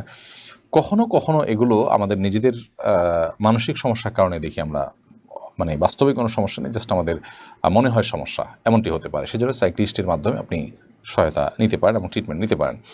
আবার কখনো কখনো দুষ্ট জিনের উপদ্রবের কারণে এটি হতে পারে, বা সেহেরের কারণে অনেক সময় হতে পারে। তো সেগুলো হলে আপনি রুকিয়া শরিয়ার আশ্রয় নিতে পারেন। রুকিয়া শরিয়ার জন্য আপনি নিজে সেলফ রুকিয়া, যেটা অনেক আমি আয়াত পড়বেন, সূরা বাকারা পড়বেন, বাকারাত তেলাওয়াত চালু করে রাখবেন, নিজে ঘরে চালু করবেন। ইনশাআল্লাহ এই পন্থাগুলো অবলম্বন করলে আশা করা যায় যদি ওই জাতীয় সমস্যা হয় তাহলে সেটা দূর হবে। আরিফুল ইসলাম আপনি লিখেছেন, বাংলাদেশের বিভিন্ন বাহিনীতে বিভাগীয় কর্তৃপক্ষের অনুমতি ছাড়া দায় রাখা যায় না, দায় রাখতে হলে অনুমতি লাগে। ঔপনিবেশিক এসব রীতি রেওয়াজ সম্পর্কে ইসলামের ভাষ্য কী? দেখুন, ধর্মীয় কাজ করতে কোনো প্রকার বাধা কোনো বাহিনীতে থাকা উচিত না। আমাদের সংবিধান যেখানে দেশের প্রতিটি মানুষকে তার ধর্ম চর্চা করার সম্পূর্ণ স্বাধীনতা এবং অধিকার দিয়েছে, সেখানে কোনো প্রতিষ্ঠান সেটিকে সংকুচিত করবার কোনো অধিকার কিন্তু রাখতে পারে না। বিধায় কোনোভাবে এটি গ্রহণযোগ্য নয় যে দায়ী রাখতে হলে কর্তৃপক্ষের অনুমতি নিতে হবে। তবে হ্যাঁ, দায়ী যদি ধর্মীয় কারণ ছাড়া অন্য কোনো কারণে রাখে, তাহলে সেক্ষেত্রে সেটা নিয়ে কথা হতে পারে। এখন প্রশ্ন হলো যে ধর্মীয় কারণ ছাড়াও স্টাইল করার জন্য দায়ী রাখতে গিয়ে শৃঙ্খলা নষ্ট করা হয়ে থাকে, তাহলে সেটাকে নিয়ন্ত্রণ করবার জন্য তো একটা সিস্টেম থাকা উচিত। মূলত আমাদের দেশের সমস্যার আসল জায়গাটা হলো যে আস্থার সংকট। কর্তৃপক্ষ ধর্মবিদ্বেষ থেকে এই কাজটি করছেন কিনা সেটা নিয়ে আপনার আস্থার ঘাটতি আছে, সেটা নিয়ে সন্দেহ সংশয় আছে। কারণ এরকমটি হয়ে থাকে আমাদের সমাজে, অনেক প্রতিষ্ঠান জাস্ট ধর্মের প্রতি বিদ্বেষ বা ইসলামের প্রতি বিদ্বেষের জায়গা থেকে এরকম কাজ করে থাকেন। আবার শৃঙ্খলা আনবার প্রয়োজনে এমন করা হয়ে থাকে। সেক্ষেত্রে আমার মনে হয় এটা উল্লেখ করা উচিত যে ধর্মীয় কারণে বা ধর্মীয় নির্দেশনার আলোকে যদি কেউ দায় রাখেন তাহলে সেক্ষেত্রে সেটার জন্য কোনো বিধিনিষেধ নাই। এর বাইরে যেমন ইসলামে কোথাও আপনার এই স্টাইলি দাড়ি যেটা আমরা দেখতে পাই, ফ্রেঞ্চ কাটিং ইত্যাদি ইত্যাদি, এগুলোর কোনো অনুমোদন ইসলামে কোথাও নেই। অতএব সেগুলোর ব্যাপারে বিধিনিষেধ আসতে পারে। বাট ধর্মীয় কারণে দায়ী কেউ রাখলে সেটি কিন্তু বোঝা যায় যে ধর্মীয় কারণে রেখেছেন। অতএব সেটার ব্যাপারে কোনো প্রকার বিধিনিষেধ থাকাটা মুসলিম সমাজে এবং আমাদের সংবিধানের যে দেওয়া অধিকার আছে সেটা খর্ব করার কারণে কোনোভাবেই গ্রহণযোগ্য হতে পারে না। মাহমুদ খান আপনি লিখেছেন, পরিপূর্ণভাবে পৃথিবীর সকল গুনাহ থেকে মুক্তি পাওয়ার উপায় কি? বর্তমানে গুনাহ থেকে বাঁচতে পারছি না। দেখুন, গুনাহ থেকে বাঁচার জন্য আমরা গুনাহমুক্ত পরিবেশের আশ্রয় নিব, সেরকম পরিবেশে আমরা থাকার চেষ্টা করব, ভালো মানুষদের সান্নিধ্য এবং সংস্রবে আমরা যাওয়ার চেষ্টা করব। এটা হলো গুনাহ থেকে বাঁচার সবচেয়ে মোক্ষম এবং সবচেয়ে কার্যকর উপায়। এর পাশাপাশি আল্লাহর কাছে দোয়া করতে হবে গুনাহের পরিবেশ, যে পরিবেশে গেলে আমার গুনাহ হবে সেখান থেকে নিজেকে সরিয়ে আনতে হবে এবং আল্লাহর প্রতি ঈমান যেন বৃদ্ধি হয় সে কাজগুলো করতে হবে। কোরআনের সাথে সময় কাটাতে হবে, কোরআনের মধ্যে ডুবে থাকার চেষ্টা করতে হবে। এই কাজগুলো যদি আমরা করি তাহলে সেক্ষেত্রে ইনশাআল্লাহ আমাদের ঈমান বৃদ্ধি হবে এবং ঈমান তরতাজা হবে। সে কাজগুলো আমাদের করতে থাকা উচিত। কণা সাইরি আপনি লিখেছেন, ছেলের নাম কি মোহাম্মদ আলী রাখা যাবে? দেখুন, ছেলের নাম মোহাম্মদ আলী রাখাতে কোনো অসুবিধার কারণ নেই।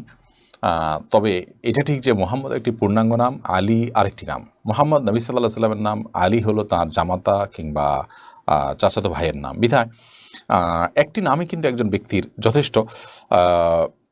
আপনার একটা ব্যক্তির যদি কয়েকটা নাম হয় তাহলে সেক্ষেত্রে সেটা সুন্নাহর সাথে সঙ্গতিপূর্ণ হয় না। সাহাবা ইকরাম একজন ব্যক্তির আপনার সাহাবা ইকরাম সাধারণত একজন ব্যক্তির একটা নাম রাখতেন। আমাদের দেশে দেখা যায় যে 3 জেনারেশনের নাম এক ব্যক্তি রেখে বসে থাকেন, মোহাম্মদ আলী হোসেন।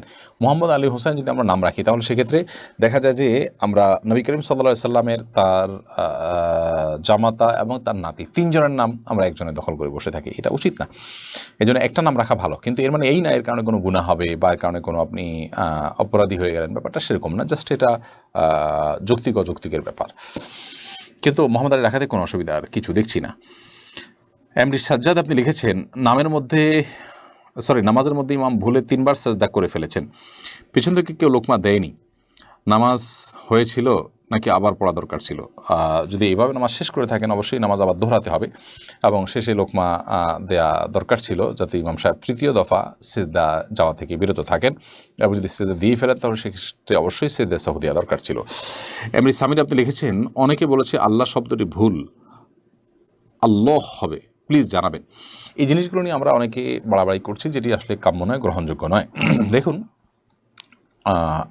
এটা ঠিক যে আরবি উচ্চারণের যে রীতি, সে রীতি অনুপাতে আল্লাহ এই শব্দটার আগে যখন জবর বা পেশ থাকবে তখন সেটা একটু মোটা হবে, মুখটা হালকা গোল হয়ে আসবে। আর না হলে সেটা হবে সাধারণ স্বাভাবিক, যেটাকে বারিক বলা হয়। এখানে পোর আর বারিক বলতে 2টা আপনার টার্ম আছে, অর্থাৎ একটু মোটা হবে, একটু চিকন করে হবে উচ্চারণটা। রর ক্ষেত্রে একই কথা প্রযোজ্য, যে রটা একটু গোল করে হবে অথবা একটু আপনার চ্যাপ্টা করে হবে। অর্থাৎ উচ্চারণ সময় র নিচে যখন জের হবে তখন রি হবে, আর যখন জবর বা পেশ হবে তখন রু একটু গোল করে হবে। এইটুকু পার্থক্য, এটি আসলে অন্য কোনো ভাষার উচ্চারণের ক্ষেত্রে পরিপূর্ণভাবে ধরে রাখা কঠিন। আমরা যদি আল্লাহ এর আকার বাদ দিয়ে আল্লাহ লিখি তো আসলে সেটা পরিপূর্ণভাবে জবর যেটা আছে সেই জবরটাকে কিন্তু প্রকাশ করে না। অর্থাৎ মানে শতভাগ পারফেক্ট কিন্তু ওইটা দিয়েও করা যায় না। তাছাড়া আল্লাহ আর আল্লাহ এই পার্থক্যের কারণে কোনো প্রকার গুনাহ হবে না। এই বিষয়গুলো খুব সূক্ষ্ম। আমরা আরবি উচ্চারণের যে নিয়ম নীতি আছে সেগুলো যদি ধরতে যাই তাহলে সেক্ষেত্রে আমরা যে তেলাওয়াত করে থাকি, আমার তেলাওয়াতের মধ্যে বহু ভুল আপনি এরকম বের করতে পারবেন, খুব সূক্ষ্ম ভুল। এগুলোর কারণে নামাজের ক্ষতি হবে না, সওয়াবের কমতি হবে। তবে হ্যাঁ, ভালোর কোনো শেষ নেই, সেই হিসাবে আমরা আরও ভালো করতে পারি, সেটা ভিন্ন বিষয়। বিধায় এগুলো নিয়ে খুব বেশি বাড়াবাড়ি করা আমার মনে হয় না উচিত। এবং পৃথিবীর প্রত্যেক অঞ্চলের মানুষ আরেক ভাষা যখন উচ্চারণ করতে চায় সেখানে সামান্য হেরফের হয়। এই সামান্য হেরফেরটা যদি অর্থ বিকৃতির পর্যায়ে না যায় কোনো অসুবিধা নেই, সেটা সহনীয় অবস্থায় কিন্তু গ্রহণযোগ্য। গোটা পৃথিবীতে আপনি ইন্দোনেশিয়ার মানুষদেরকে দেখবেন, মালয়েশিয়ার মানুষদেরকে দেখবেন, আরবি অক্ষরের কিছু কিছু উচ্চারণ তারা ভিন্ন রকম করে। আপনি যদি ইয়েমেনিদেরকে বলেন তাহলে দেখবেন যে তারা জিমকে আপনার গিম বলে, গ বলে। জিমকে জ হওয়া দরকার সেখানে গ বলে।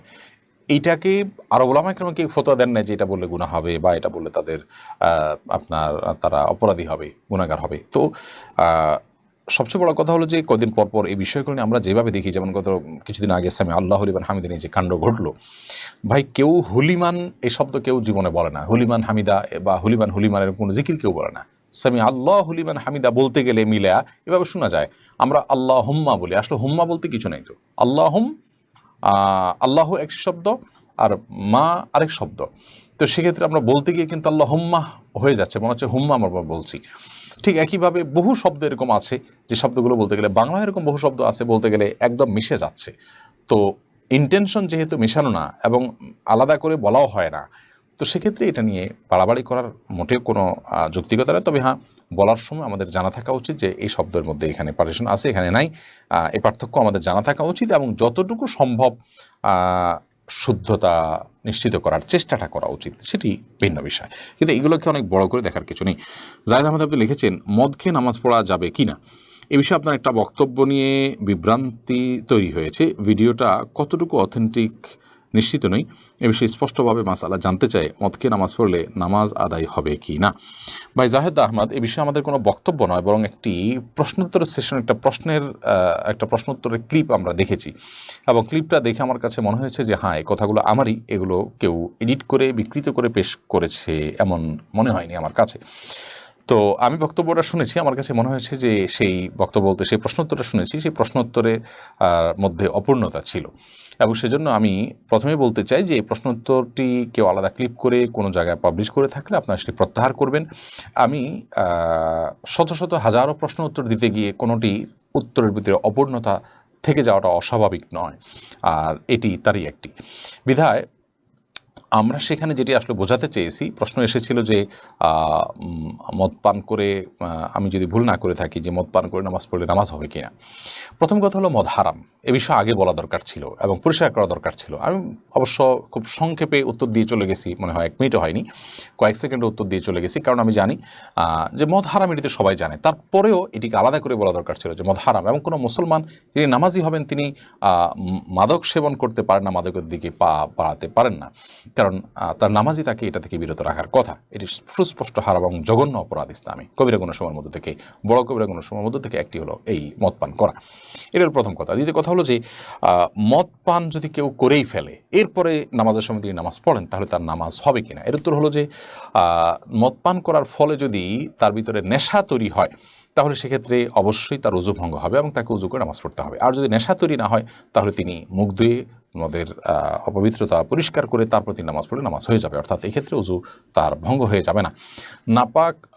কোনো হারাম ভক্ষণ করলে মানুষ নাপাক হয়ে যায় না, নাপাক হওয়ার সুনির্দিষ্ট কারণ আছে। এই জন্য মদ পান করলেই মানুষ নাপাক হয়ে যায় না, আমি এই কথাটা বোঝাতে চেয়েছি। এবং মদ পান করলে গোসল ফরজ হয়, গোসল করে নামাজ পড়তে হয়, ব্যাপারটা সেরকম না, আমি এটা বোঝাতে চেয়েছি। কিন্তু জিনিসটা খুব বেশি হালকা হয়ে গেছে, সেজন্য আমরা ওই ভিডিওটাকে বা ওই বক্তব্যটাকে, ওই প্রশ্নোত্তরটাকে আমরা প্রত্যাহার করছি। এখন আমরা ক্লিয়ার করছি, মদ সংখ্যাগরিষ্ঠ ওলামাদের মতে, জমহুর ওলামাদের মতে মদ নাপাক। কোনো ওলামা ইকরাম মদকে পাক বলেন, কিন্তু সংখ্যাগরিষ্ঠ ইমামদের মতে সেটি নাপাক এবং অপবিত্র। যার কারণে এই অপবিত্র জিনিসটা নিয়ে নামাজ পড়বেন না। আপনি যখন যদি এরকম মাদক সেবন করে ফেলেন কখনো, এরপর আপনার মধ্যে সম্বিত ফিরে আসলো, আপনি নামাজ পড়বেন আল্লাহর ভয়, আপনি লজ্জিত হলেন, তাহলে সেক্ষেত্রে আপনি এখন কুলি করে এই মুখ পরিষ্কার করে নাপাক দূর করে আপনি নামাজ পড়বেন। কিন্তু আপনার কারণে উযু ভঙ্গ হবে না, কারণ আপনি উযু ভঙ্গ হওয়ার মতো কোনো কাজ করেননি।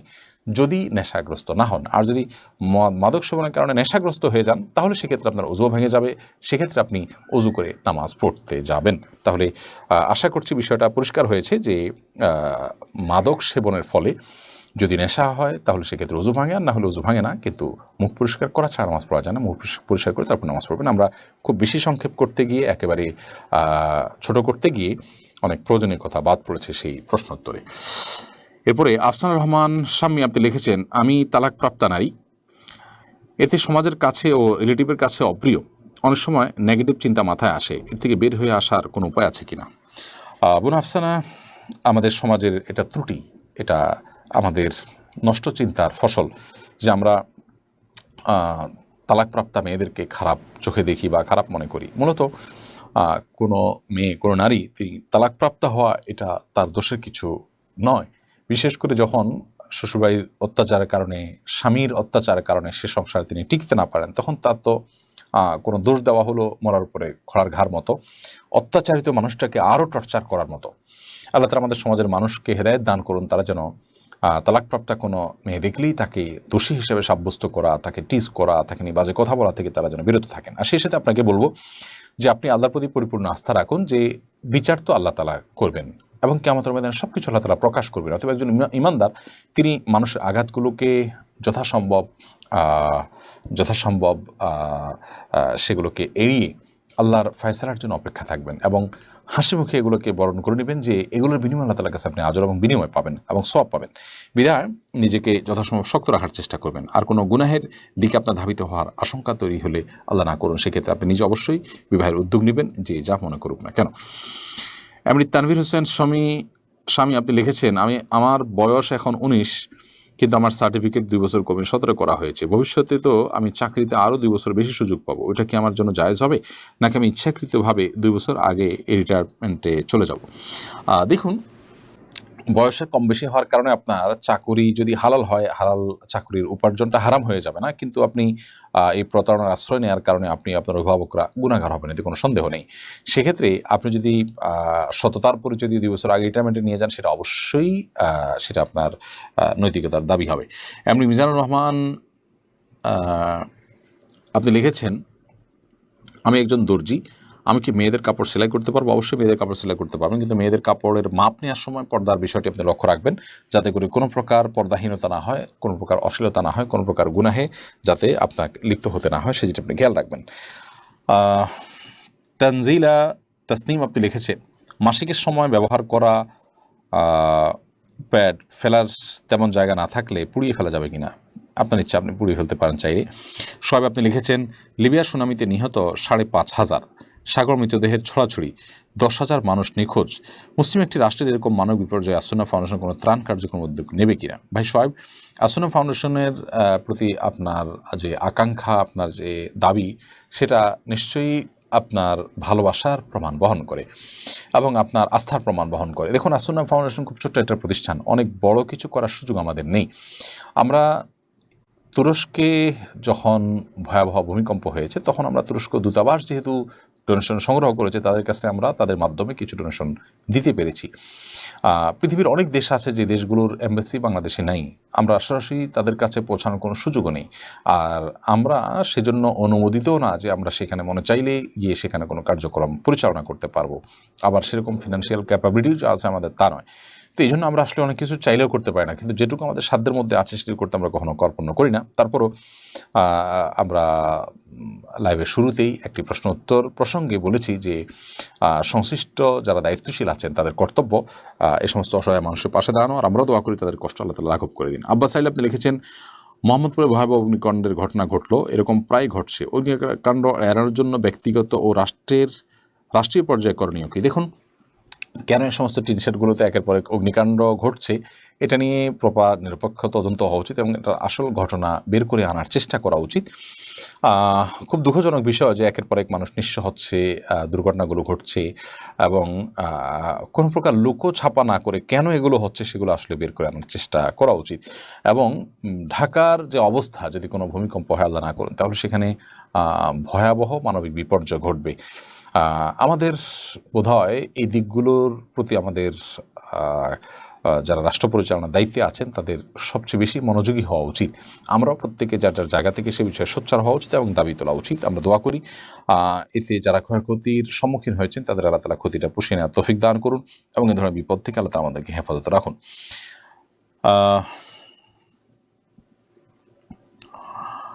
এরপরে আল হেলাল হোসেন আপনি লিখেছেন, দিন দিন আমার দিনদারি কমে যাচ্ছে, বিশেষ করে নামাজে অমনোযোগী হয়ে পড়ছি, সময়ের অপচয় হচ্ছে, এমন অবস্থায় কি করতে পারি? দেখুন, দিনদারি কমে যাওয়া, নামাজের প্রতি অমনোযোগী হওয়া, এগুলো পরিষ্কারভাবে আমাদের তাকওয়ার যে মিটার সেটা নেমে যাওয়ার লক্ষণ। অতএব এ ধরনের পরিস্থিতিতে আমাদের উচিত হবে আল্লাহ তাআলার কাছে নিজেকে সোপর্দ করা এবং নেককারদের সান্নিধ্যে আমাদেরকে খুব বেশি সময় থাকা উচিত এবং চেষ্টা করা উচিত।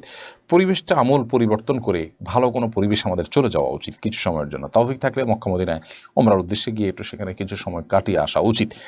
সেই সাথে আল্লাহ তাআলার কাছে আমি যখন বুঝতে পারছি যে আমার সমস্যা, আমি অসুবিধা ফিল করছি, তখন আল্লাহর কাছে কায়মন বাক্যে চোখের পানি ফেলে নিজের অবস্থা দূর হওয়ার জন্য দোয়া করা উচিত এবং তাকওয়া চাওয়া উচিত। আল্লাহুম্মা আতি নাফসি তাকওয়াহা ওয়াজাক্কিহা ওয়া আনতা খায়রু মান যাক্কাহা আনতা ওয়ালিয়ুহা ওয়া মাওলাহা।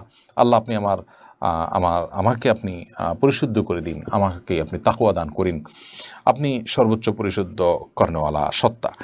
সেরকম দোয়া আল্লাহ তাআলার কাছে নিয়মিত আমাদের করা উচিত। মুনিফ রহমান আপনি লিখেছেন, আমার ও আমার পরিবার আপনজনের হেদায়েতের জন্য দোয়া করবেন। আলহামদুলিল্লাহ, আল্লাহ আপনাকে সুস্থ করে দিয়েছেন, জাযাকুমুল্লাহ খের। আল্লাহ তাআলা আপনাকে আপনার পরিবারকে হেদায়েত দান করুন, আমাকে আমার পরিবারকে, আমাদের সবার পরিবারকে আল্লাহ তাআলা পরিজনকে হেদায়েত দান করুন। হালিমা সাদি আপনি লিখেছেন, আসন্ন ফাউন্ডেশনে বেশ কিছু আলেম আছেন, অফিসে উপস্থিত হলে তারা সময় নিয়ে সমস্যার কথা শুনেন এবং সুন্দরভাবে উত্তর দেন, বিষয়টা দেখে ভালো লাগলো। তবে নারীদের জন্য নারী আলেমা রাখলে আমাদের জন্য আরও বেশি উপকার হতো। বোন হালিমা সাদি, আমরা চেষ্টা করবো ইনশাআল্লাহ এরকম কোনো সুযোগ তৈরি করার। দোয়া রাখবেন আমাদের জন্য। এরপরে আবরার আপনি লিখেছেন, বাংলাদেশের প্রথম শ্রেণীর একটি সংবাদপত্র আরেকটি প্রসাধনী প্রতিষ্ঠানের সাথে যৌথভাবে নাটক সিনেমার কলাকুশলীদের পুরস্কার দেয়, এবছরও দিয়েছে। এবছর ফ্যাশন শোর মতো আয়োজন করেছে, সেখানে বিশেষত অভিনেত্রীদের অদ্ভুত অদ্ভুত পোশাক পরে হাজির হতে দেখা গেছে। আমাদের সমাজে জনসম্মুখে এ ধরনের পোশাক পরতে দেখা যায় না, ব্যাপারটা সম্পর্কে আপনার মন্তব্য কাম্য। দেখুন, বাংলাদেশের একটা নিজস্ব সংস্কৃতি আছে। এদেশের হিন্দু মুসলিম নির্বিশেষে আমাদের যে নিজেদের সংস্কৃতি, পোশাক আশাক অন্যান্য ক্ষেত্রে সেটাকে হারিয়ে যেতে কোনো প্রকার আপনার সেটাকে যেন হারিয়ে যায় সেরকম কোনো উদ্যোগ গ্রহণ করা সন্দেহাতীতভাবে এটা এই দেশের মানুষের বিরুদ্ধে অবস্থান নেওয়া শামিল। আমরা প্রায়শই বলার চেষ্টা করি, বিভিন্ন মিডিয়া বিভিন্ন ভিনদেশি মানুষের সংস্কৃতিকে যেভাবে আমদানি করে দেশে, তাতে এদেশের সংস্কৃতি হুমকির মুখে পড়ে। তারা নিজেদেরকে সংস্কৃতি মনা বলছেন, অথচ তারাই কিন্তু এদেশের সংস্কৃতির সবচেয়ে বড় শত্রু। কোনো যৌক্তিক কারণ ছাড়া এই সমস্ত সংস্কৃতিকে আমদানি করছে। যদি কেউ কারণ ধর্মীয় বিশ্বাসের কারণে করতো সেটা একটা ব্যাপার থাকতো, সেটাও না কিন্তু। তো অবশ্যই আমি মনে করি এটি গর্হিত কাজ এবং এটি বন্ধ হওয়া উচিত। এগুলো আমাদের সমাজে ভালো কিছু কখনোই বয়ে আনে না। এগুলোর ফলে আমাদের সমাজে মানুষের আত্মিক মানবিক কোনো উন্নয়ন হয়, মোরালিটির দিক থেকে কোনো উন্নয়ন হয় বা কোনো দিক থেকে কোনো উন্নয়ন হয়, ব্যাপারটা তা নয়, বরং আরও আমাদের নিজস্ব সংস্কৃতি হারিয়ে নিজেদের সত্তা বিলীন হয়ে যায় অন্যদের মধ্যে।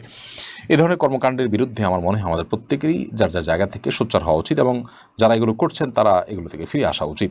ফয়জুল্লাহ আপনি লিখেছেন, পরকীয়ার বিষয়টা দিন দিন বেড়েই চলেছে, এই কারণে নানামুখী সমস্যা তৈরি হচ্ছে, এমনকি ঘরের সমস্যা পেশাগত ক্ষেত্রেও প্রভাব ফেলছে। এই বিষয়ে নসিহা কাম্য। দেখুন, পরকীয়া এটা এখন আর সাধারণ কোনো বিষয় না, এটা এখন ভয়াবহ থেকে ভয়াবহতম বিষয়ে পরিণত হয়েছে। বাংলাদেশে এখন সবচেয়ে বড় সামাজিক সমস্যা এবং পারিবারিক সমস্যাগুলোর মধ্যে থেকে একটি হলো পরকীয়া। পরকীয়া জর্জরিত হয়ে যাচ্ছে আমাদের পরিবারগুলো, খানখান হয়ে যাচ্ছে, ধ্বংস হয়ে যাচ্ছে আমাদের পারিবারিক বন্ধনগুলো। এই পরিস্থিতিকে উত্তরণের জন্য একেবারে সংক্ষেপে যদি আমি বলতে চাই, মূল পয়েন্টে যদি যেতে চাই, তাহলে আমরা আমাদের আত্মিক উন্নয়ন, আমাদের আত্মিক পরিশুদ্ধি, আমাদের নীতিনৈতিকতার চর্চা আমাদের সমাজে বাড়াতে হবে। শিক্ষা প্রতিষ্ঠানগুলো থেকে নীতি এবং নৈতিক শিক্ষাকে আমরা আস্তে আস্তে দূরে ঠেলে দিচ্ছি এবং এর ফলশ্রুতিতে আমরা কিন্তু দিন দিন এমন একটা প্রজন্ম দেখতে পাচ্ছি বা এমন একটা সোসাইটি এবং সমাজ দেখতে পাচ্ছি যে সমাজ আমাদের কারোর কিন্তু কাম্য নয়। আমাদের আগের প্রজন্ম এদেশে তাদের স্বামী স্ত্রীর মধ্যকার পারস্পরিক বোঝাপড়া এবং আস্থা এবং বিশ্বাসটা অনেক প্রবল ছিল। এখন কিন্তু এখনকার দম্পতিদের মধ্যে কিন্তু আস্থা এবং বিশ্বাস সেরকম নেই। মোবাইলের পাসওয়ার্ড স্বামী স্ত্রী একে অন্যের জন্যটা না জানলে সেখানে রীতিমতো সন্দেহ করা শুরু করেন এবং একে অন্য থেকে লুকাবার মতো নানামুখী উদ্যোগ কিন্তু আমাদের সমাজে এখন নেওয়া হয়ে থাকে, সেটা ওপেন সিক্রেট। এই যে অনাস্থা তৈরি হয়েছে, এই অনাস্থা এবং বিশ্বাসহীনতা, এটা পশ্চিমা দুনিয়াতে, দেশগুলোতে, উন্নত দেশগুলোতে কিন্তু অনেক আগে থেকে আছে এবং তারা কিন্তু ভয়াবহ সাফার করছে সেগুলো আনফর্চুনেটলি আমাদের এই সমাজে এখন চলে আসছে। কেন এসেছে? এর অন্যতম কারণ হলো ধর্মীয় চর্চা আমাদের মধ্যে কমে যাওয়া, আর আরেকটি কারণ হলো অশ্লীলতার অবাধ বিস্তার এবং ছড়াছড়ি।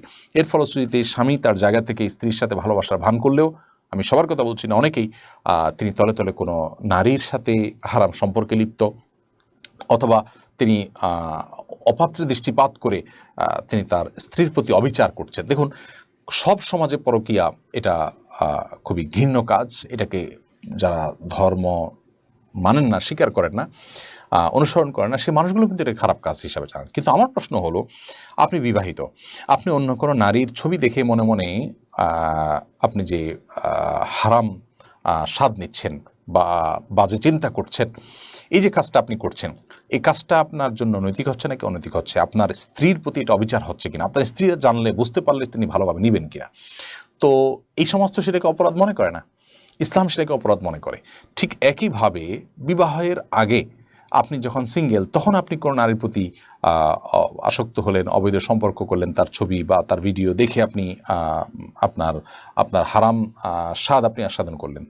এর ফলশ্রুতিতে আপনার যিনি জীবনসঙ্গিনী হবেন, একই কথা মেয়েদের জন্য প্রযোজ্য, যে আপনার জীবনসঙ্গিনী যিনি হবেন না কেন, আপনি তার প্রতি কি অবিচার করছেন না? আপনার এই চরিত্রটাকে আপনি যদি সংরক্ষণ করেন এবং তাকে যদি সমস্ত ভালোবাসা নিবেদন করেন, সেটা হবে তার প্রতি আপনার পরিপূর্ণ আস্থা, বিশ্বাস তৈরি করার সবচেয়ে বড় সোপান। দেখুন, এই জন্য ইসলাম বিবাহ বহির্ভূত সম্পর্ককে হারাম ঘোষণা করেছে। পরকীয়ার এই সমস্যা দূর করবার জন্য নাটকে, সিনেমাতে পরকীয়াকে যে সহজীকরণ এবং স্বাভাবিকরণ যে একটা প্রবণতা আমরা দেখতে পাচ্ছি, সেটি বন্ধ করতে হবে। সেই সাথে অশ্লীলতার ব্যাপকতা রোধ করতে হবে। সেই সাথে নীতি নৈতিকতা এবং মোরালিটির চর্চা বাড়াতে হবে। তা না হলে এই ভয়াবহতা থেকে আমরা কেউ বাঁচতে পারবো না। আল্লাহ আমাদেরকে হেফাজত করুন।